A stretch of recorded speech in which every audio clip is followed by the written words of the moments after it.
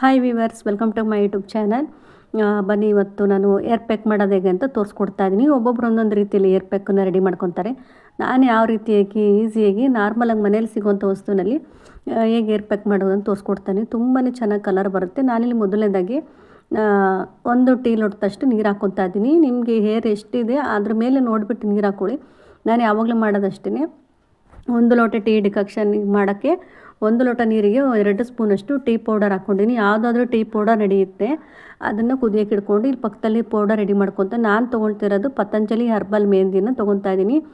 ಇದರಲ್ಲಿ ಬಂದುಬಿಟ್ಟು ಆಮ್ಲ, ಮೇಥಿ, ಸೀಗೆಕಾಯಿ, ಭೃಂಗರಾಜ್, ನೀಮು, ತುಂಬ ವೆರೈಟಿ ಎಲ್ಲ ಹಾಕಿ ಮಾಡಿರ್ತಾರೆ. ಇದು ಕಲರ್ ಕೂಡ ಇರುತ್ತೆ. ಒಂದೊಂದು ಮೆಹಂದಿ ಪೌಡರ್ ಏನಾಗುತ್ತೆ, ನಾವು ಕಲಸಿದ್ರೆ ಕಲರ್ ಬರಲ್ಲ, ನಾವೇ ಎಲ್ಲ ಎಕ್ಸ್ಟ್ರಾ ಆ್ಯಡ್ ಮಾಡಬೇಕಾಗುತ್ತೆ. ಇದಾಗಲ್ಲ, ಚೆನ್ನಾಗಿದೆ, ಅದರಲ್ಲಿ ಎಲ್ಲ ಕೊಟ್ಟಿರ್ತಾರೆ. ನಾವು ಎಕ್ಸ್ಟ್ರಾ ಬೇಕು ಅಂದರೆ ಏನಾದ್ರೂ ಆ್ಯಡ್ ಮಾಡ್ಕೊಬೋದು. ಮೊಸರು ಅಥವಾ ಮೊಟ್ಟೆ ಇನ್ನೇನಾದರೂ ಎಲ್ಲ ಥರದ್ದು ಹಾಕ್ಕೊಂಡು ನಾವು ರೆಡಿ ಮಾಡ್ಕೊಬೋದು. ಇದಕ್ಕೆ ನಾನಿಲ್ಲಿ ಟೀ ಪೌಡರ್ನ ಡಿಕಾಕ್ಷನ್ ಮಾಡ್ಕೊಂಡಿದ್ದಲ್ವ, ಅದನ್ನು ಒಂದು ಬೌಲಿಗೆ ಸೋಸ್ಕೊಂಡ್ಬಿಟ್ಟು ಇದು ತಣ್ಣಗಾಗ್ಬಿಡ್ತಾ ಇದ್ದೀನಿ. ಬಿಸಿದು ಕಲಿಸ್ಕೊತಾ ಇಲ್ಲಿ, ಬಿಸಿದು ಕಲಿಸ್ಕೊತಾರೆ ಕೆಲವರು. ನಾನಿಲ್ಲಿ ತಣ್ಣಗಾಗಲಿ ಅಂತ ಎತ್ತಿಟ್ಬಿಟ್ಟಿದ್ದೀನಿ. ಇವಾಗ ಮೇಯ್ನ್ ಇಂಗ್ರೀಡಿಯೆಂಟ್ಸ್ ಬಂದುಬಿಟ್ಟು ಇಲ್ಲಿ ಒಂದು ಬೀಟ್ರೂಟ್ ತೊಗೊಂಡಿದ್ದೀನಿ. ಇದು ಬೀಟ್ರೂಟ್ ಹಾಕೋದ್ರಿಂದ ತುಂಬ ಚೆನ್ನಾಗಿ ಕಲರ್ ಬರುತ್ತೆ, ನಮ್ಮ ಹೇರ್ ಗ್ರೋತ್ ಆಗೋಕ್ಕೂ ಕೂಡ ಹೆಲ್ಪ್ ಆಗುತ್ತೆ. ನಾನಿಲ್ಲಿ ಇದೇನು ಫಸ್ಟ್ ಟೈಮ್ ಅಷ್ಟೇ ಅಲ್ಲ, ತುಂಬ ಸರಿ ನಾನು ಯಾವಾಗಲೂ ಇದನ್ನೇ ಹಾಕೋದು. ಬೇಕಾದ್ರೆ ತುಂಬ ತಿಂಗಳುಗಳಿಂದ ನಾನು ಶಾರ್ಟಲ್ಲೆಲ್ಲ ಹಾಕಿದ್ದೀನಿ, ನೋಡ್ಬೋದು. ಮೆಹಂದಿದು ಅಲ್ಲ ಬೀಟ್ರೂಟಿಂದು ವೀಡಿಯೋದೆಲ್ಲ ಶಾರ್ಟಲ್ಲಿ ಹಾಕಿದ್ದೀನಿ. ಏರ್ ಪ್ಯಾಕಂದು ತುಂಬ ಎಲ್ಲ ಥರದ್ದು ವೆರೈಟಿ ಏರ್ ಪ್ಯಾಕನ್ನು ನಾನು ಅವಾಗವಾಗ ಟ್ರೈ ಮಾಡ್ತಾ ಇರ್ತೀನಿ, ಚೆನ್ನಾಗಿ ಬರುತ್ತೆ. ನನಗೆ ಯಾವುದು ಚೆನ್ನಾಗಿ ಸೂಟಬಲ್ ಆಗುತ್ತೆ ಅದನ್ನು ವೀಡಿಯೋದಲ್ಲಿ ತೋರಿಸ್ತೀನಿ. ನಿಮ್ಗೆ ಯಾವ್ದು ಈಸಿ ಆಗುತ್ತೆ ಅದನ್ನು ಹಾಕ್ಕೊಳ್ಳಿ. ನಾನಿಲ್ಲಿ ಬೀಟ್ರೂಟನ್ನು ಚಿಕ್ಕದಾಗಿ ಕಟ್ ಮಾಡ್ಕೊಂಡು ಒಂದು ಅರ್ಧ ಬೀಟ್ರೂಟ್ ತೊಗೊಂಡಿದ್ದೀನಿ. ಒಂದು ಮೀಡಿಯಮ್ ಸೈಜಿನ ಬೀಟ್ರೂಟನ್ನು ಈ ರೀತಿಯಾಗಿ ಕಟ್ ಮಾಡ್ಕೊತಾ ಇದ್ದೀನಿ. ನೀವು ತುರಿದ್ಬಿಟ್ಟು ಬೇಕಾದರೆ ಮಾಡ್ಕೊಬೋದು. ನಾನಿಲ್ಲಿ ಚಿಕ್ಕದಾಗಿ ಕಟ್ ಮಾಡಿಬಿಟ್ಟು ಬೀಟ್ರೂಟನ್ನು ಮಿಕ್ಸಿಗೆ ಹಾಕ್ಕೊತಾ ಇದ್ದೀನಿ. ಬೀಟ್ರೂಟ್ ಜ್ಯೂಸ್ ಕುಡಿಯೋದ್ರಿಂದ ಅಷ್ಟೇ ತುಂಬಾ ಬೆನಿಫಿಟ್ ಇದೆ. ಮಿಕ್ಸಿಲಿ ಹಾಕ್ಬಿಟ್ಟು ಸ್ವಲ್ಪ ಪೆಪ್ಪರು ಮತ್ತು ಲೆಮನ್ ಹಾಕೊಂಡು ಕುಡಿದ್ರೆ ನಮ್ಮ ಬಾಡಿಗೂ ಕೂಡ ಒಳ್ಳೆಯದು, ಏರಿಗೂ ಕೂಡ ಚೆನ್ನಾಗಿ ಏರ್ ಬರುತ್ತೆ. ನಾವು ಹೊರಗಡೆಲ್ಲ ಹಚ್ಕೊಳ್ಳೋದ್ಕಿಂತ ನಮ್ಮ ಬಾಡಿನಲ್ಲಿ ಹೋದರೆ ಜಾಸ್ತಿ ಬೆನಿಫಿಟ್ ಸಿಗುತ್ತೆ ಅಂತ ಹೇಳ್ತಾ ಇದ್ದೀನಿ.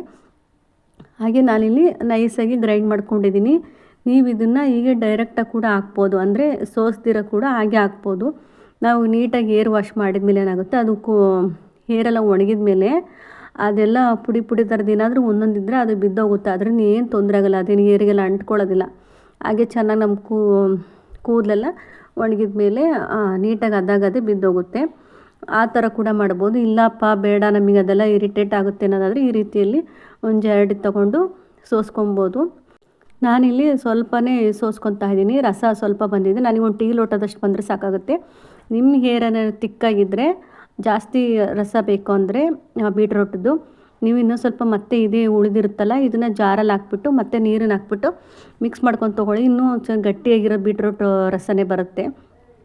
ನಾನಿವಾಗ ಜಾಸ್ತಿ ಆಯಿತು, ನಾನು ಪೌಡರಿಗೆ ತೊಗೊಂಡಿರೋ ಪೌಡರಿಗೆ ಕ್ವಾಂಟಿಟಿ ಜಾಸ್ತಿ ಆದ್ದರಿಂದ ಸ್ವಲ್ಪ ಚೆಲ್ಲೋದಕ್ಕಿಂತ ಸ್ವಲ್ಪ ಡ್ರೈ ಮಾಡ್ಕೊಂಬಿಡ್ತೀನಿ. ಡ್ರೈ ಮಾಡಿಕೊಂಡ್ರೆ ಗಟ್ಟಿಯಾಗಿರೋ ಸೀರಮ್ ಥರ ಸಿಗುತ್ತೆ ಬೀಟ್ರೂಟ್ ರಸ ಅಂತ ಹೇಳ್ಬಿಟ್ಟು ಸ್ವಲ್ಪ ಅಷ್ಟೇ ಬತ್ತಿಸ್ಕೊತಾ ಇದ್ದೀನಿ.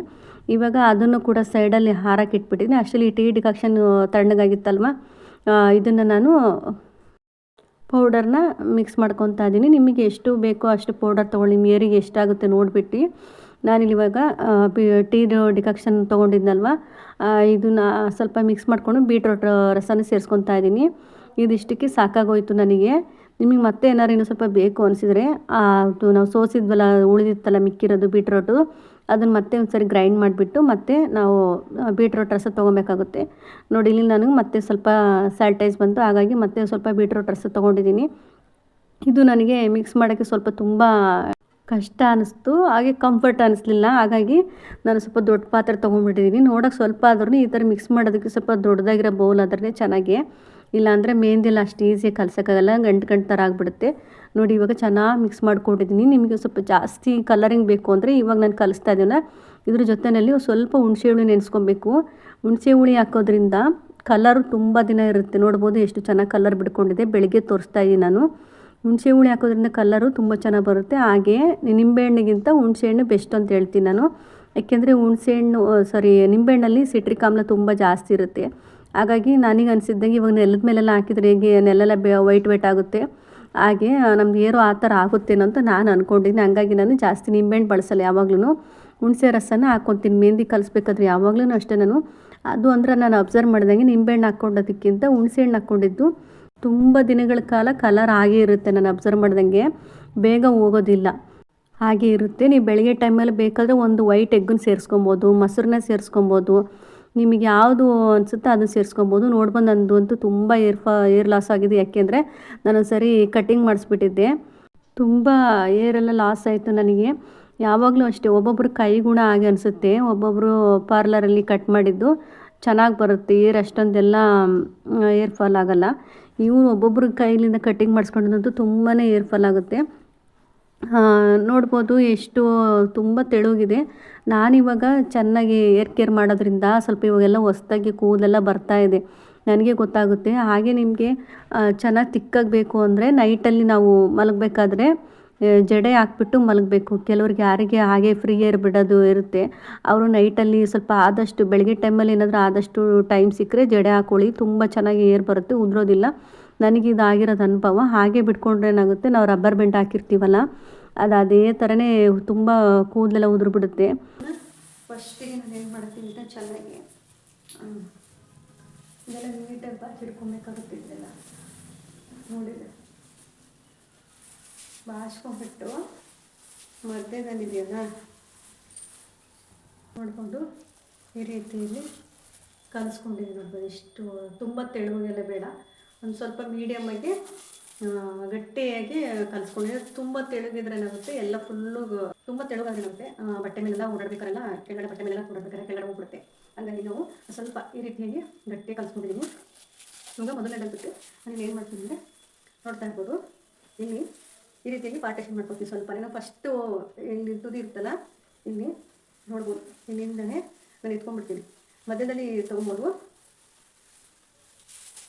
ನೋಡ್ತಾ ಇರ್ಬೋದಲ್ಲ, ಸ್ವಲ್ಪ ಸ್ವಲ್ಪನೇ ತೊಗೊತಾ ಇದ್ದೀನಿ ನಾನು. ನನಗಂತೂ ತುಂಬ ವೈಟ್ ಏರ್ ಇದೆ, ತುಂಬ ಅಂದರೆ ಅಷ್ಟೊಂದಲ್ಲ, ಸ್ವಲ್ಪ ಒಳಗಡೆ ಮಾತ್ರ ಇದೆ, ಮೇಲೆ ಹೊರಗಡೆ ವೈಟ್ ಏರ್ ಆಗಿಲ್ಲ. ಹಾಗೆ ಮತ್ತು ಫ್ರಂಟಲ್ಲಿ ನಮ್ಮದು ಕಿವಿ ಹತ್ರ ಮತ್ತು ಹಣೆ ಹತ್ರ ಮಾತ್ರ ಜಾಸ್ತಿ ವೈಟ್ ಏರ್ಲ್ಲ ಕಾಣಿಸುತ್ತೆ. ಹಾಗಾಗಿ ಇವಾಗ ಕಲರ್ ಹಾಕಿದ್ರೆ ಏನಾಗುತ್ತೆ, ಬ್ಲ್ಯಾಕ್ ಕಲರ್ ಎಲ್ಲ ಹಚ್ಬಿಟ್ರೆ ಏನಾಗುತ್ತೆ, ಬೇಗ ಕೂದಲೆಲ್ಲ ವೈಟ್ ಆಗಿಬಿಡುತ್ತೆ ಅಂತ ಹೇಳ್ತಾರೆ. ನಾನು ಹಾಗೆ ಅರ್ಜೆಂಟಿಗೆ ಮೆಹಂದಿ ಹಚ್ಚೋಕ್ಕಾಗಲ್ಲ ಅಂತ ಹೇಳ್ಬಿಟ್ಟು ಆ ಥರ ಹಚ್ಕೊಂಡ್ಬಿಟ್ಟು ನಾನು ಜಾಸ್ತಿ ಆಗಿಬಿಟ್ಟಿದೆ. ಸ್ವಲ್ಪ ಇರೋ ತನಕನಾದ್ರೂ ನಮ್ಮ ಕೈಲಿ ಆಗೋ ತನಕನಾದ್ರೂ ಮೆಹಂದಿ ಹಚ್ಕೊಂಡ್ರೆ ಬೆಟರು. ಸ್ವಲ್ಪ ತುಂಬ ವೈಟ್ ಬೇಗ ಆಗೋದಕ್ಕಿಂತ ಸ್ವಲ್ಪ ಎಷ್ಟೋ ಕಂಟ್ರೋಲ್ ಆಗುತ್ತೆ. ನಾವು ಈ ರೀತಿಯಾಗಿ ಮೆಹಂದಿ ಹಚ್ಕೊಳ್ಳೋದ್ರಿಂದ ಬೇಗ ಬೇಗ ವೈಟ್ ಆಗೋಲ್ಲ ಹೇರೆಲ್ಲ. ಇನ್ನು ಒಂದು 3-4 ವರ್ಷ ಆದ್ರೂ ಮೇಂಟೈನ್ ಮಾಡ್ಬೋದು ನಾವು. ಹಾಗಾಗಿ ಮೆಹಂದಿ ಆದಷ್ಟು ಏರ್ ಪ್ಯಾಕು ಹಾಕ್ರಿ. ಮಳೆಗಾಲದಲ್ಲಂತೂ ಹಾಕೋಕ್ಕಾಗಲ್ಲ, ತುಂಬ ಯಾರಿಗಾರು ಥಂಡಿ ಇರೋರೆಲ್ಲ ಹಾಕೋಕ್ಕಾಗಲ್ಲ.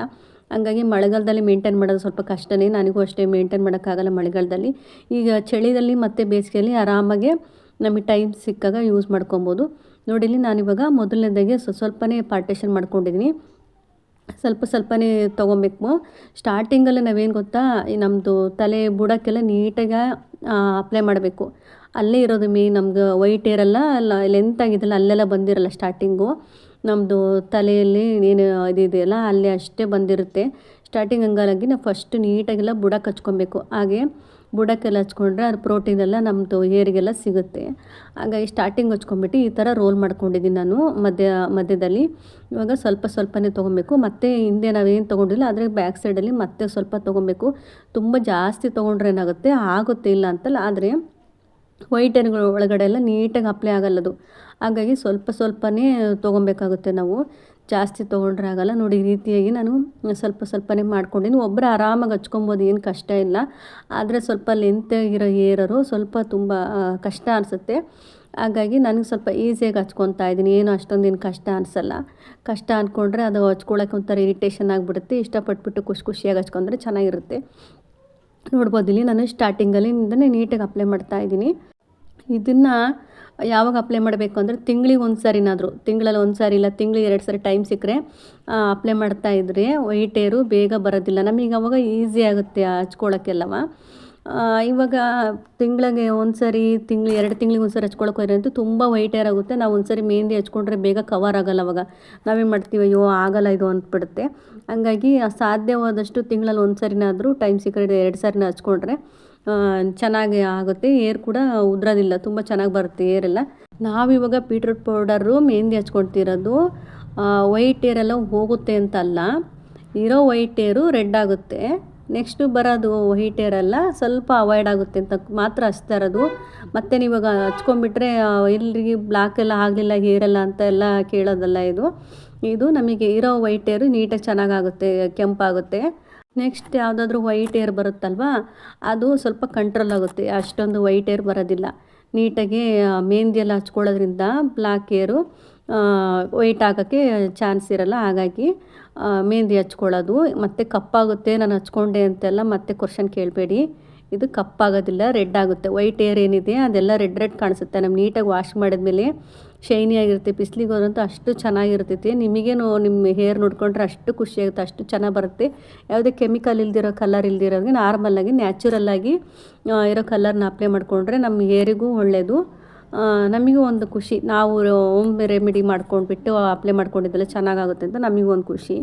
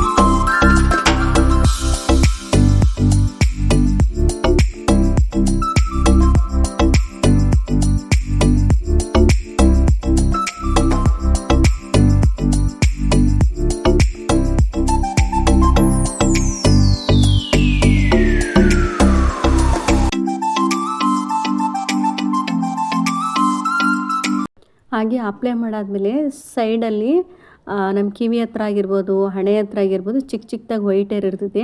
ಅದು ನಾವು ಎಷ್ಟೇ ಹಾಕ್ಕೊಂಡ್ರೂ ಅದು ನೀಟಾಗಿ ಅಷ್ಟು ಕವರ್ ಆಗೋಲ್ಲ. ನಾವೇನು ಮಾಡಬೇಕು, ಲಾಸ್ಟಲ್ಲಿ ಸ್ವಲ್ಪ ಉಳಿಸ್ಕೊಬೇಕಾಗುತ್ತೆ. ನೋಡಿ ನಾನು ಯಾಕೆ ಈ ರೀತಿ ತೋರಿಸ್ತಾನೆ, ಕೆಲವರಿಗೆ ನೀಟಾಗಿ ಪಾರ್ಟೇಷನ್ ಎಲ್ಲ ಮಾಡಿಕೊಂಡು ಹಚ್ಕೊಂಡ್ರೆ ಚೆನ್ನಾಗಿ. ಹಾಗಾಗಿ ಸ್ವಲ್ಪ ವೀಡಿಯೋ ಲೆಂತಲ್ಲಿ ಹಾಕಿದ್ದೀನಿ, ನೋಡ್ಕೊಬೋದು ಯಾವ ರೀತಿ ಪಾರ್ಟೇಷನ್ನಾಗಿ ಮಾಡಿ ಹಚ್ತಾ ಇದ್ದೀನಿ ಅಂತಂದು ಹೇಳ್ಬಿಟ್ಟು. ನೀಟಾಗಿ ಹಚ್ಕೊಂಡ್ಬಿಟ್ಟಾಗಿದೆ. ಲಾಸ್ಟಲ್ಲಿ ಸ್ವಲ್ಪ ಮಿಕ್ಕಿದ್ದೆಲ್ಲ ಏನು ಮಾಡಬೇಕು, ನಮಗೆ ಎಲ್ಲೆಲ್ಲ ಸ್ವಲ್ಪ ಜಾಸ್ತಿ ಹೇರ್ ಇದೆ ಅನಿಸುತ್ತೋ ನೋಡ್ಬೋದು. ಈ ಕಿವಿ ಹತ್ರ ಆಗಿರ್ಬೋದು, ಹಣೆ ಹತ್ರ ಆಗಿರ್ಬೋದು, ಆ ಸೈಡಿಗೆಲ್ಲ ಜಾಸ್ತಿ ಹಚ್ಬೇಕಾಗುತ್ತೆ. ನಾವು ಎಷ್ಟೇ ಹಚ್ಚಿದ್ರೂ ಆ ಏರು ಎಷ್ಟು ತಪ್ಪಿಸ್ಕೊಳ್ಳುತ್ತೆ ಅಂದರೆ ಅಷ್ಟು ಅದು ಒಂದಾದರೂ ಇದ್ದೇ ಇರುತ್ತೆ ವೈಟಿಗೆ. ನಾವು ಅಷ್ಟು ಜೋಪಾನ ಮಾಡಿ ಹಚ್ಚಿದ್ರೂ ಆ ಕಿವಿ ಹತ್ರ ವೈಟ್ ಏರ್ ಹೋಗೋದಿಲ್ಲ, ಒಂದಾದರೂ ಉಳ್ಕೊಳ್ಳುತ್ತೆ. ನೋಡಿಬಿಟ್ಟು ಲಾಸ್ಟಲ್ಲಿ ಸ್ವಲ್ಪ ಮಿಕ್ಕಿದ್ದನ್ನು ಹಚ್ಕೊಂಡ್ರೆ ಮುಗೀತು. ಇಷ್ಟೇ ಇದು ಅಪ್ಲೈ ಮಾಡ್ಕೊಳ್ಳೋದು ತುಂಬ ಈಸಿಯಾಗಿ ಆ ಮನೇಲೇ ಹೋಮ್ ರೆಮಿಡಿ ಥರ ಮಾಡಿಬಿಟ್ಟು ಹಚ್ಕೊಬೋದು. ನನಗಿಲ್ಲಿ ಇನ್ನೂ ಸ್ವಲ್ಪ ಬೇಕಿತ್ತು ಅನ್ನಿಸ್ತು, ಕಡಿಮೆ ಆಯಿತು ಅನಿಸುತ್ತೆ. ಸಾಕಾಯಿತು ಅಲ್ಲಿಗೆ. ಇನ್ನು ಸ್ವಲ್ಪ ಆಗಿದ್ರೆ ನೀಟಾಗೆಲ್ಲ ಏರೆಲ್ಲ ಕಾಣ್ತಿರೋ ಥರ ಹಚ್ಕೊಬೋದಿತ್ತು. ನಾನು ಇವಾಗೆಲ್ಲ ನೀಟಾಗೆಲ್ಲ ಹಚ್ಕೊಂಡಾಯಿತು. ಎಷ್ಟೊತ್ತು ಬಿಡಬೇಕಂದ್ರೆ ನನಗೆ ಗೊತ್ತಿರಾಗೆ ಪಾರ್ಲರಲ್ಲಿ ಹೇಳೋದೆಲ್ಲ 2 hours ಸಾಕು ಅಂತ ಹೇಳ್ತಾರೆ. ಆದರೆ ನಾನು ಎಲ್ಲ ಕೆಲಸ ಮಾಡಿಕೊಂಡು ನಾನು ತಲೆ ಸ್ನಾನ ಮಾಡೋ ಅಷ್ಟೊತ್ತಿಗೆ 3 hour ಇಲ್ಲ 4 hour ಆದರೂ ಬೇಕಾಗುತ್ತೆ. ನಾನು 11 ಗಂಟೆ ಆಗಿತ್ತು ನಾನು ಹಚ್ಕೊಂಡಾಗ. ಇವಾಗ ಟೈಮ್ ಬಂದುಬಿಟ್ಟು 1:30 ಆಗಿದೆ. ಅಲ್ಲಿಗೆ ನಾನು 3 hour ಬಿಡ್ಕೊಂಡಿದ್ದೀನಿ. ನೋಡಿ ಚೆನ್ನಾಗಿ ಬಂದಿದೆ ಕಲರ್ ಮಾತ್ರ, ತುಂಬ ಚೆನ್ನಾಗಿ ಬಂದಿದೆ. ಬೀಟ್ರೂಟಿಂದು ಹೇರ್ ಪ್ಯಾಕು ಒಂದ್ಸರಿ ಟ್ರೈ ಮಾಡಿ ನೋಡಿ, ತುಂಬ ಚೆನ್ನಾಗಿ ಬರ್ತೈತೆ. ಈ ಕಡೆ ವೈಟ್ ಏರಲ್ಲಿ ಏನಿದೆ ಹೋಗಿದೆ ಅದೆಲ್ಲ, ಹಾಗೆ ಶೈನಿ ಆಗಿದೆ. ಇಲ್ಲಿ ನೋಡೋದಕ್ಕಿಂತ ಬಿಸಿಲಲ್ಲಿ ನೋಡಬೇಕು, ತುಂಬ ಚೆನ್ನಾಗಿ ಬರ್ತೈತಿ. ಕಲರ್ ರೆಡ್ ಆಗಿದೆ.